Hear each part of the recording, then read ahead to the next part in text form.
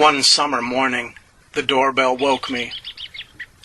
There at the door was a man in a Tibetan robe, wearing Buddy Holly frames.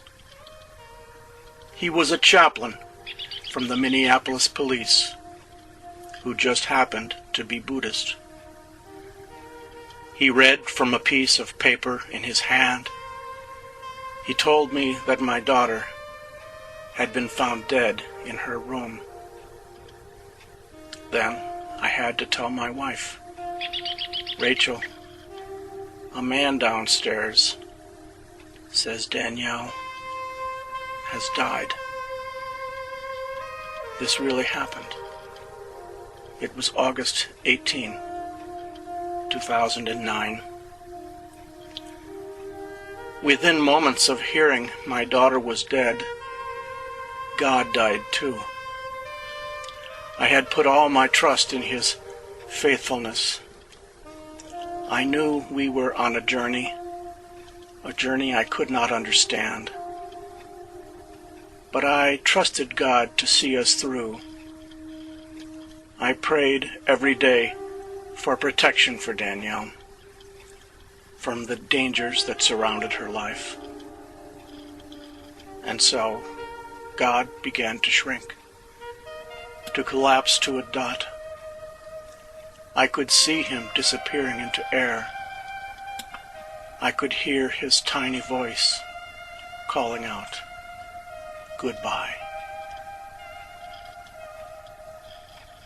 The day of the funeral, a beautiful hawk perched on our backyard lines.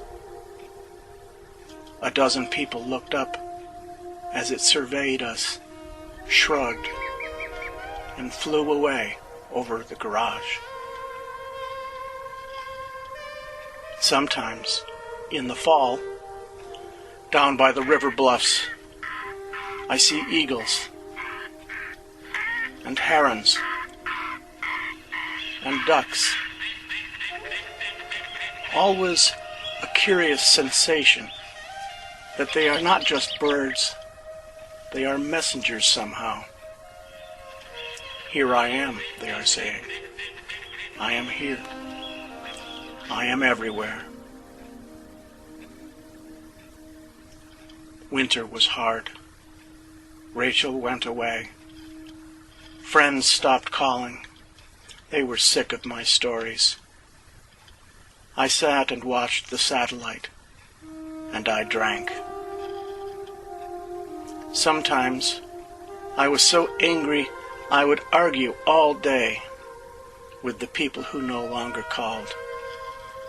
Behind their backs, I told the truth to their faces. Spring came. The trees leafed out and blossomed. One day, I heard a tapping in the dining room. A robin had returned and flown in the back door, and now was leaping over and over again into the same sealed window. The bird was frantic, afraid, and exhausted. I fetched a plastic Walmart bag from the pantry and slipped it over the frightened bird. As gently as I could, I placed the bag on an open planter in the backyard. The bird sat paralyzed, unblinking, one wing cocked awry. I left the bag and bird alone, and when I returned, the bag was empty. The bird was gone. And for the first time, I found myself wondering about something. If God had truly left the room, if nothing mattered, and the universe wasn't just a snide joke on the luckless conscious, then why was that man on the porch with the stubbly scalp and the stubbly chin and the stumbling English Why was he wearing saffron robes? And why has that color, the color of the corpse, but the color of possibility as well,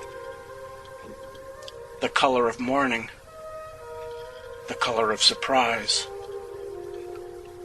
Why has it been everywhere I look?